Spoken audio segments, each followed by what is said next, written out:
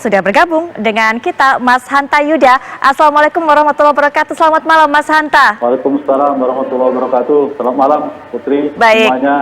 Ya, Mas Hanta, malam ini kita melihat sebenarnya bagaimana suara masyarakat, bagaimana persepsi publik melihat setahun pemerintahan dari Jokowi Ma'ruf Amin berjalan. Kami sudah sempat tadi sajikan Mas Hanta survei-survei, ini 60% lebih masyarakat yang nyaman kalau bahasanya Mas Henry Satrio, kemudian juga puas terhadap kinerja Pak Jokowi dan juga Pak Ma'ruf Amin. Tapi terlepas dari itu, masih banyak catatan-catatan besar, terutama masalah demokrasi. Ini yang menjadi rapor merah dari pandangan beberapa pengamat politik, Mas Hanta.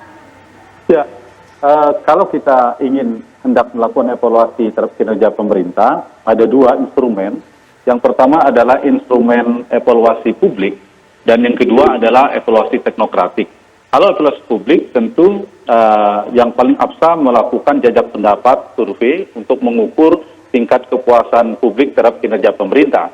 Dan seperti Putri katakan tadi, ada data yang mengatakan angkanya masih 60% lebih. Tetapi saya selalu mengikuti, bahkan kami Poltering Indonesia melakukan survei evaluasi kinerja pemerintahan Jokowi Ma'ruf Amin yang sebelumnya juga Jokowi JK, itu tingkat terendah kepuasan itu di bidang ekonomi. Lalu yang kedua adalah bidang hukum, yang tinggi memang lumayan tinggi di bidang pendidikan, kesehatan, dan lain sebagainya.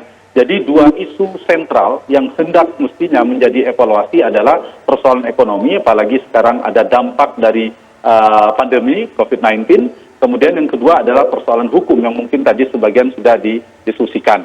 Nah, tapi saya ingin masuk pada wilayah evaluasi teknokratik yang lebih pada kualitatif, bukan data kuantitatif yang tadi, meskipun masih 60% terbilang tinggi. Nah, data-data ini menunjukkan bahwa masih ada problemnya, ada persoalan. Saya ingin menyampaikan adalah persoalan atau catatan kritisnya, Mas Arya Bima ya. Kalau hal-hal yang pujian-pujian nanti bagiannya Mas Arya Bima aja. Saya ingin memberikan beberapa catatan-catatan yang saya pikir menjadi evaluasi 1 tahun pemerintahan Jokowi Ma'ruf Amin ini.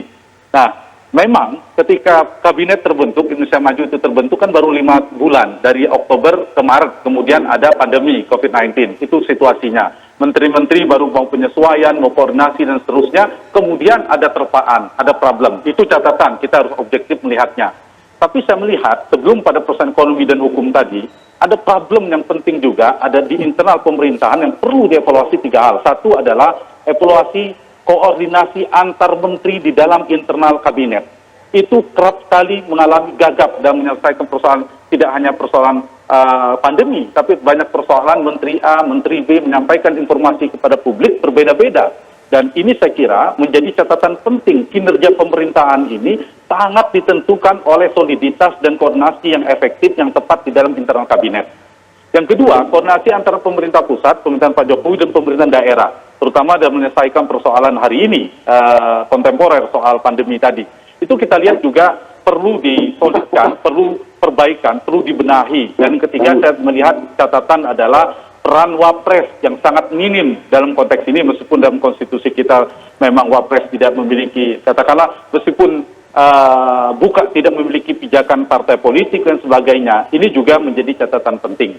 Nah, masuk pada wilayah ekonomi, ya kita tentu tidak bisa mengatakan gagal dan seterusnya, karena tidak hanya di Indonesia dampak dari pandemi ini, bahkan Menteri Keuangan Ibu Sri Mulyani juga menyampaikan kemungkinan akan terjadi resesi ekonomi dan sebagainya.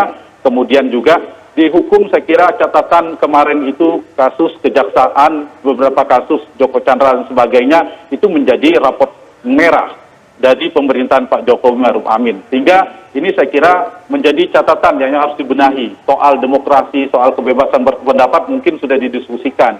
Jadi persoalan hukum dan ekonomi itu selalu angka yang paling rendah tingkat kepuasannya kepada pemerintahan.